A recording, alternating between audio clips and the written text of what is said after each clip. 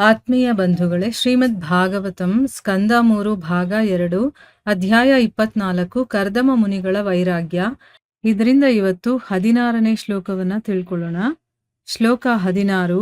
ವೇದಾಹಮಾದ್ಯಂ ಪುರುಷಮವತೀರ್ಣಂ ಸ್ವಮಾಯೆಯ ಭೂತಾನಾಂ ಶೇವಧಿಂ ದೇಹಂ ಬಿಭ್ರಾಣಂ ಕಪಿಲಂ ಮುನೆ. ಅನುವಾದ: ಎಲೈ ಕರ್ದಮನೆ, ಆದಿಮನಾದ ದೇವೋತ್ತಮ ಪರಮಪುರುಷನು ತನ್ನ ಅಂತರಂಗ ಶಕ್ತಿಯಿಂದ ಈಗ ಅವತಾರ ಮಾಡಿದ್ದಾನೆ ಎಂಬುದನ್ನು ನಾನು ತಿಳಿದಿದ್ದೇನೆ. ಅವನು ಜೀವಿಗಳು ಬಯಸಿದ್ದೆಲ್ಲವನ್ನೂ ಕೊಡುವವನು ಮತ್ತು ಈಗ ಅವನು ಕಪಿಲ ಮುನಿಯ ಶರೀರವನ್ನು ತಾಳಿರುವನು. ಇದು ಶ್ಲೋಕ ಮತ್ತೆ ಅದರ ಅನುವಾದ. ಈಗ ಭಾವಾರ್ಥದ ಮೂಲಕ ನಾವು ಇದರ ಅರ್ಥವನ್ನ ತಿಳ್ಕೊಳ್ಳೋದಕ್ಕೆ ಪ್ರಯತ್ನ ಮಾಡೋಣ.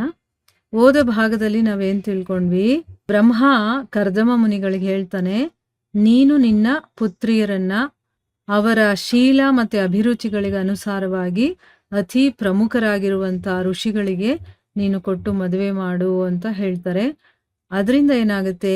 ವಿಶ್ವದಲ್ಲೆಲ್ಲ ನಿನ್ನ ಕೀರ್ತಿಯನ್ನ ಹಬ್ಬಿಸು ಅಂತನ್ಬಿಟ್ಟು ಕೂಡ ಬ್ರಹ್ಮ ಹೇಳ್ತಾನೆ.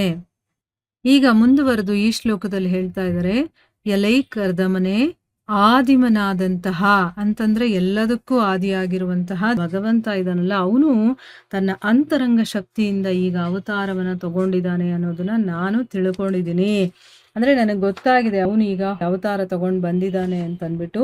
ಅವನು ಜೀವಿಗಳು ಏನನ್ನೆಲ್ಲ ಬಯಸ್ತಾರೋ ಅದನ್ನೆಲ್ಲ ಕೊಡುವಂಥವನು. ಮತ್ತೆ ಈಗ ಅವನು ಕಪಿಲ ಮುನಿಯ ಶರೀರವನ್ನ ತಾಳಿದ್ದಾನೆ. ಅಂದ್ರೆ ಕಪಿಲ ಮುನಿಯ ಅವತಾರದಲ್ಲಿ ಈಗ ಅವತರಿಸಿದ್ದಾನೆ ಅಂತ ಅಂದ್ಬಿಟ್ಟು ಬ್ರಹ್ಮ ಹೇಳ್ತಾನೆ. ಈಗ ಭಾವಾರ್ಥದಲ್ಲಿ ಗುರುಗಳು ಇದ್ರ ಬಗ್ಗೆ ಏನು ಹೇಳಿದ್ದಾರೆ ಅಂತ ತಿಳ್ಕೊಳ್ಳೋಣ.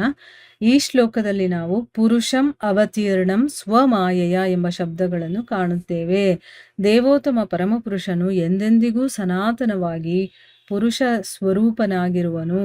ಆಳುವವನು ಅಥವಾ ಭೋಕ್ತಾರನಾದ ಅವನು ಕಾಣಿಸಿಕೊಂಡಾಗ ಈ ಭೌತಿಕ ಶಕ್ತಿಯ ಯಾವುದನ್ನು ಎಂದಿಗೂ ಸ್ವೀಕಾರ ಮಾಡುವುದಿಲ್ಲ.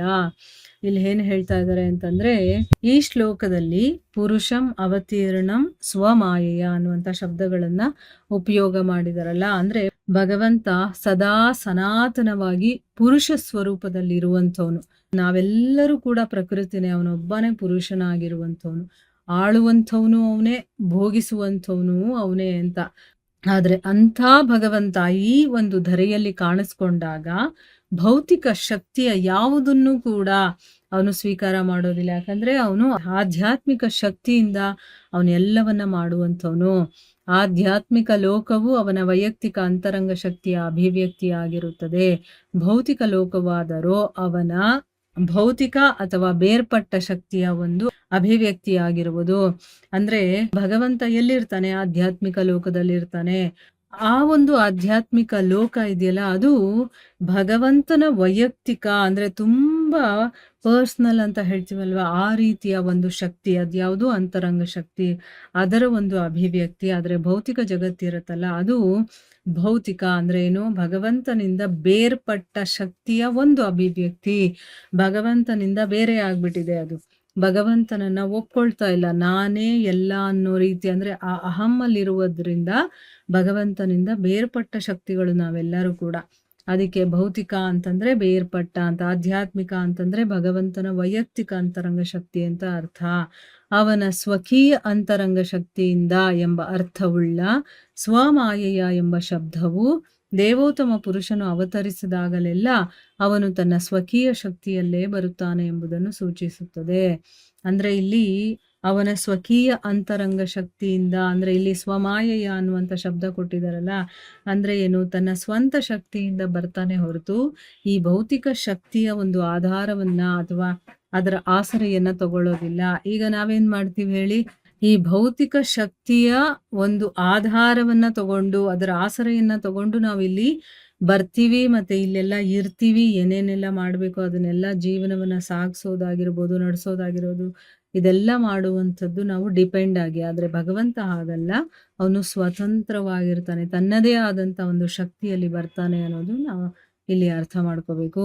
ಅವನು ಮನುಷ್ಯ ಶರೀರ ಧಾರಣೆ ಮಾಡಬಹುದು, ಆದರೆ ಆ ಶರೀರವು ಭೌತಿಕವಾಗಿರುವುದಿಲ್ಲ. ಆದುದರಿಂದಲೇ ಭಗವದ್ಗೀತೆಯಲ್ಲಿ ಸ್ಪಷ್ಟವಾಗಿ ಹೇಳಿರುವುದು ಏನೆಂದರೆ, ಮೂರ್ಖರು ಮತ್ತು ಧೂರ್ತರು, ಮೂಢರು ಕೃಷ್ಣನ ಶರೀರವನ್ನು ಸಾಮಾನ್ಯ ಮನುಷ್ಯನ ಶರೀರವೆಂದು ಭಾವಿಸುವರು. ಇಲ್ಲಿ ಭಗವಂತ ಮನುಷ್ಯನ ಒಂದು ಶರೀರವನ್ನ ಧರಿಸಿ ಬಂದಿದ್ದಾನೆ ಅಂತಂದ್ರೆ, ನಮ್ಮಂತ ಸಾಮಾನ್ಯ ಜನರು ಏನಂತ ಅರ್ಥ ಮಾಡ್ಕೊಳ್ತೀವಿ, ಅವನು ಕೂಡ ನಮ್ಮ ಹಾಗೆ ಒಬ್ಬ ಮನುಷ್ಯ ಅಂತ ಅನ್ಕೊಂಡ್ಬಿಡ್ತೀವಿ. ಆದ್ರೆ ಭಗವಂತನ ಶರೀರ ಭೌತಿಕವಾಗಿರೋದಿಲ್ಲ. ಅವನು ತನ್ನದೇ ಆದಂತಹ ಶಕ್ತಿಯಿಂದ ಅವನು ಮನುಷ್ಯ ಶರೀರವನ್ನ ಧಾರಣೆ ಮಾಡ್ಕೊಂಡು ಬಂದಿರ್ತಾನೆ ಹೊರತು ಅದು ಭೌತಿಕಕ್ಕೆ ಸಂಬಂಧಪಟ್ಟಿರೋದಿಲ್ಲ. ಅದಕ್ಕೋಸ್ಕರನೇ ಭಗವದ್ಗೀತೆಯಲ್ಲಿ ಇದ್ರ ಬಗ್ಗೆ ಕೃಷ್ಣ ಸ್ವಯಂ ಹೇಳಿದಾನೆ. ಮೂರ್ಖರಾಗಿರ್ಬೋದು ಅಥವಾ ಧೂರ್ತರು, ಮೂಢರು ಇಂಥವರು ಕೃಷ್ಣನ ಶರೀರವನ್ನ ಸಾಮಾನ್ಯ ಮನುಷ್ಯರ ಶರೀರ ಅಂತ ಭಾವಿಸ್ತಾರೆ ಅಂತಂದ್ಬಿಟ್ಟು. ಶೇವಧಿಂ ಎಂಬ ಶಬ್ದದ ಅರ್ಥವೇನೆಂದರೆ, ಅವನು ಜೀವಿಗಳಿಗೆ ಸಕಲ ಜೀವನಾವಶ್ಯಕಗಳನ್ನೂ ನೀಡುವ ಮೂಲ ಪುರುಷನು ಎಂಬುದಾಗಿದೆ. ವೇದಗಳಲ್ಲಿ ಕೂಡ ಅವನು ಮುಖ್ಯ ಪುರುಷನೆಂದು, ಅವನು ಇತರ ಜೀವಿಗಳು ಬಯಸಿದ ಸಕಲ ಅವಶ್ಯಕಗಳನ್ನು ನೀಡುವವನೆಂದೂ ಹೇಳಲಾಗಿದೆ. ಅವನು ಇತರ ಸಕಲರ ಅವಶ್ಯಗಳನ್ನು ಕೊಡತಕ್ಕವನಾದುದರಿಂದ ಅವನನ್ನು ದೇವರೆಂದು ಕರೆಯಲಾಗಿದೆ. ನೋಡಿ, ಇಲ್ಲಿ ಶೇವಧಿಂ ಅನ್ನುವಂತ ಒಂದು ಶಬ್ದವನ್ನ ಪ್ರಯೋಗ ಮಾಡಿದರೆ ಅದರ ಅರ್ಥ ಏನು ಅಂತಂದ್ರೆ, ಅವನು ಇಡೀ ಯಾವ್ಯಾವ ಜೀವರಾಶಿಗಳಿದೆಯೋ ಅದಕ್ಕೆ ಬೇಕಾಗಿರುವಂತ ಎಲ್ಲಾ ಜೀವಿಗಳಿಗೆ ಸಕಲ ಜೀವನದ ಅವಶ್ಯಕತೆಗಳನ್ನ ನೀಡುವಂತ ಮೂಲ ಪುರುಷ ಅವನು ಅನ್ನೋದು ಇದರ ಅರ್ಥ. ವೇದಗಳಲ್ಲೂ ಕೂಡ ಆ ಭಗವಂತನನ್ನ ಮುಖ್ಯ ಪುರುಷ ಅಂತ ಹೇಳಿದರೆ, ಬೇರೆ ಜೀವಿಗಳು ಏನಾದ್ರೂ ಇಷ್ಟಪಟ್ರೆ ಅವರ ಸಕಲ ಅವಶ್ಯಕತೆಗಳನ್ನ ಕೊಡುವಂಥವನು ಅಂತ ಕೂಡ ಹೇಳಿದರೆ.